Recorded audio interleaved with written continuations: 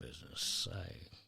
I thought it was a long term. I thought it had been around for a long time, but I wasn't that familiar with St. Yeah, Clair. it was a fairly new business. Okay. And he had an interesting niche market for St. Clair, because there's still not a lot of people with a lot of money in St. Clair. It's a poorer area. And his specialty was used tires. He sold a lot of used tires. Really? Yeah. And if you think about it, it was a niche market and he served a purpose. But man, how many $30 used tires do you have to sell to pay the rent? Right. It's a lot. Right. It's a lot. It sounds like my kind of tire, though. A used tire? Yeah, a $30 tire. In fact, I got to get tires. I got my Saturn Sky it'll be 11 years old next month. I still got the original tires on it. Really? Yeah, I only have 42,000 miles on the car, so they look good, but they're 11-year-old tires. Well, they got it. I mean, they're not dry rotting yet, but they can't be in great shape. Yeah, they can't be far from it. And what would stop me from buying them is the tires I want are $2,300 for 4. Yeah, they're performance tires. I didn't want to get the GT Eagles, the Firestone Eagles I had on last time. I don't like those, or Goodyear GTs. That's what they were. They were too hard. They weren't sticky enough. Tried to take that Sky out on a curvy road, like from here to Union. Those back roads back there. It's they want to skip on you. They don't hug the road because the rubber's too hard. Right. But the one I was looking at were a set of Pirellis, which were very nice, but they're $2,300. Yes. That's a lot of money for tires, man. Yeah. So I just thought, spent I can $9 on the Durango for the trip home, and I thought that was a lot. Tires aren't cheap anymore. Well, my first car, it was a 62 Ford Fairlane, and I bought tires for it. They were 4 tires for $99, belted bias tires. And in fact, I was in line looking for tires for my wife's car, and in front of me was an old gentleman. He says, "I don't want those damned radials. I want belted bias tires." And the guy behind the counter says, "Sir, nobody makes belted bias tires anymore." "Oh, don't give me that crap. You just want to gouge me. I want belted bias tires, sir." Nobody sells belted bias tires. We only sell radials. "Why? You want too much money for those radials." And it's, "Sir, nobody." And the guy got mad and left. He didn't want to pay $100, $200, $200, $300 a piece for tires like they cost nowadays. It might have been my Grandpa Fraser. Oh yeah, he was like that. Well, I mean, tires used to be cheaper then, but they didn't last 40,000 miles either. Right. 12,000 miles, they were done. Right. They were just done. I used to get tires, $100 for 4 of them, but sometimes I'd replace them every year. Correct. Every year. I had a set of Michelins on my wife's car, and finally one of them threw a tread at 80,000 miles. Still had tread left on them. And they gave us like a 20% road hazard on it. They give us a 20% rebate on or money good towards the next set of tires. Very nice. Because it had 80,000 miles on them. Wow. It's unbelievable. Yeah. So you're back in town for how long? Forever. Nothing's forever, man. Well, until To the foreseeable future. How's that? Correct. I mean, I'm 57. How much longer do I have? Another good 20, 30 years? Well, and you know at our age how quick that goes by. It can. So I'm just looking now, one of my cousins said something about, well, we got a lot of time. And I said, don't say that, man, because every time you say that, someone dies. Yeah. And we don't have a lot of time, and you just got to get as much every day. Maybe not every day, maybe not work days. Mm-hmm. Yeah. But, you just got to try to find something that makes you as happy as possible and try to stay out of the funk. That's my biggest thing right now is struggling to stay out of the funk, because now I have absolutely no excuse to be in one. Yeah. With all the good shit that's happening, what excuse do I have to be depressed? So these bouts that I have been having, they've been kind of frustrating, You taking your medicine every day? Well, like I said, no. So the doctor said take your medicine most days. Is that what he told you? Did he tell you take it most of the time? Or did he tell you to take it every day, no exception, about the same time every day? About the same time every day. That's tough, too, when I get No, it's not. You get up in the morning. You – get the little pill box, and you take them in the morning. That's it. Right.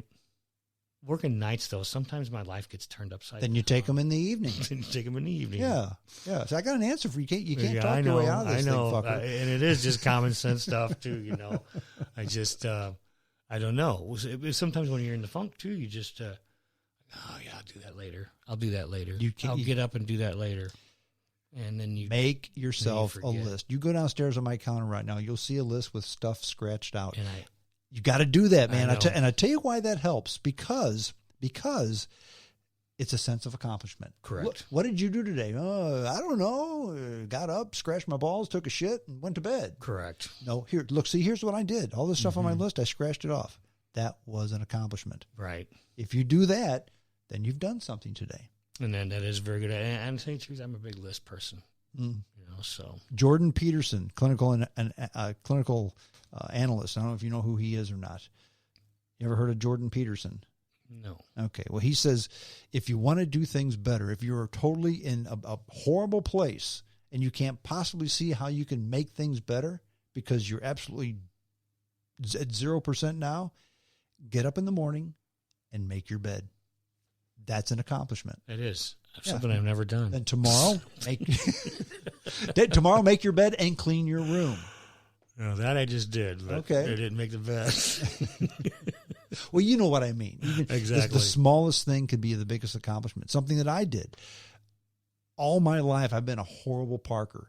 And it's not because I don't know how to park a car. I couldn't, when I pull into a parking space, I was always cattywampus. And it's not because I didn't know how to do it. I didn't give a shit. It's close enough. Close enough. I don't do that anymore. I'm almost anal to the point where it needs to be perfectly parallel. In fact, I had a buddy.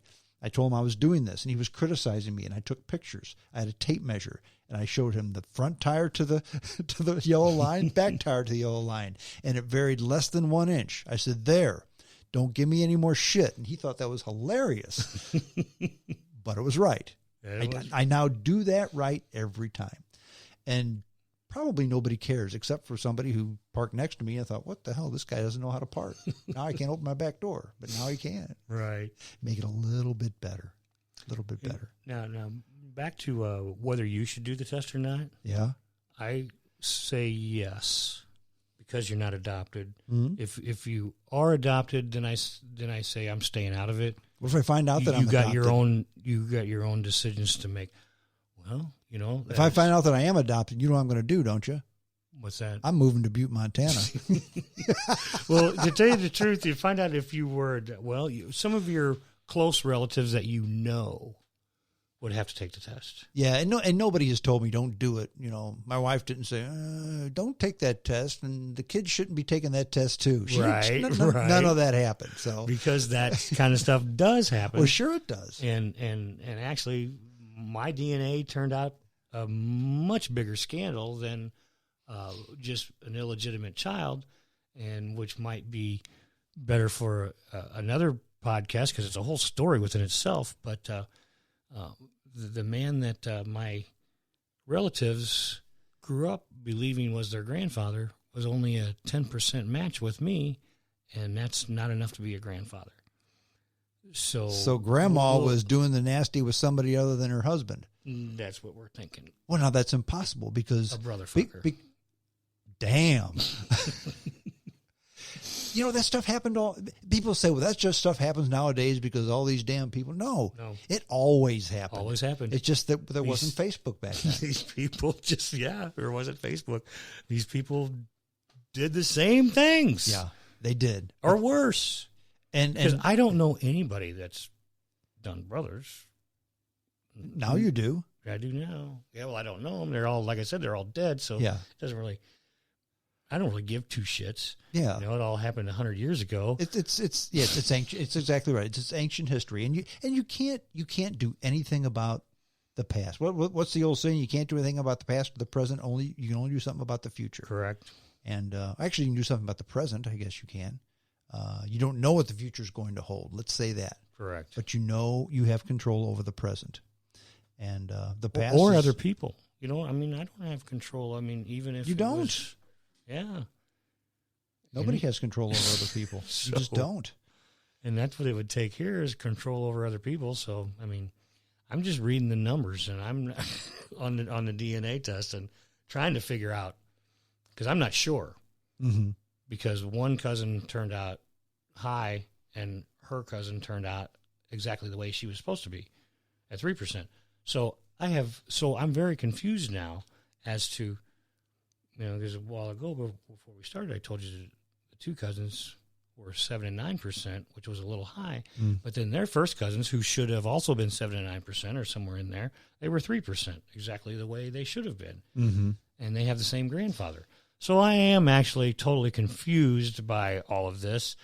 And a lot of it is just us guessing, as the same way we're guessing about who my father may be. Because my sister, she's on the trail, trying to find out who done her mama wrong. And, she's come up with some names. Are her parents still alive? No, they both died in car accidents. Oh, my. Separate car accidents. One in 2003, one in our mother in 2010. What are the odds of that? Yeah, I know. Both relatively young, in their 50s and in their 60s in a car accident. There's nobody to ask. Well, just another fact or another statement that backs up what we said. You don't know what tomorrow's going to bring. Mm-mm. I mean, live your life today. Live your life to the best of your ability. Try to be the best person you can, because you could just die in a car accident on the way to your house this evening. Right. It could doesn't happen. have to be cancer or heart attack. It could, No, That's right. You never know. Right. You never know. Well, I told you this podcast would probably take about 40 minutes, because that's what most of them take. We're an hour and 12 minutes. Hour and 12 minutes. I knew we'd go way over. Yeah. Daniel, and we haven't even covered everything. No, we haven't. We can as you find out more on the 23andMe merry-go-round. Maybe we can do part 2 of this. Right. Well, one thing that we have been looking for is people who, how we talked earlier. You asked, are all these people dead? And I said yes. Well, we just recently found out that one person is not, and that's the sister of the cousin that died. Also a first cousin. Her name is Melinda Buchanan. And we found out that her mother, the only people that knew was my mother, who was pregnant, her mother, my grandmother, mm-hmm. her brother, Roger, and his husband, his wife, Linda. On her deathbed, Linda told Melinda, her daughter, about me and said I was to stay secret until the grandfather died, which was last year. She just hadn't got around to telling anybody until she saw me on Facebook. Wow. And then it's like, oh, that's the guy that I was supposed to tell them about. Wow.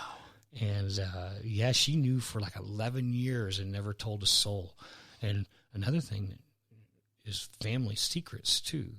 We didn't have many in my family because we were adopted, and we knew we were adopted from mm-hmm. the first, before we knew what adoption was. My mom's theory was anything less than the truth is living a lie. Right. Not telling a lie, but mm-hmm. living that. You got to live. You tell a lie, you got to live it. Is she still alive? No, she died the week that I found these people. Wow. Which is totally ironic. This is why 23andMe wanted this story, mm-hmm. because it all happened so magically like that. It was like my mother was giving me back to my original family upon her death. Are you going to give them this story? Are you still thinking about it? Yeah. Okay. Yeah, part of the story. Not okay. the scandalous part or anything okay. like that, but the medical part. Okay. The part that they can use. Sure. Very good. Well, thank you, Daniel. I appreciate you being James. on. If others are going to hear this podcast, perhaps one of your long-lost relatives, if they need to get a hold of you, what's the best way?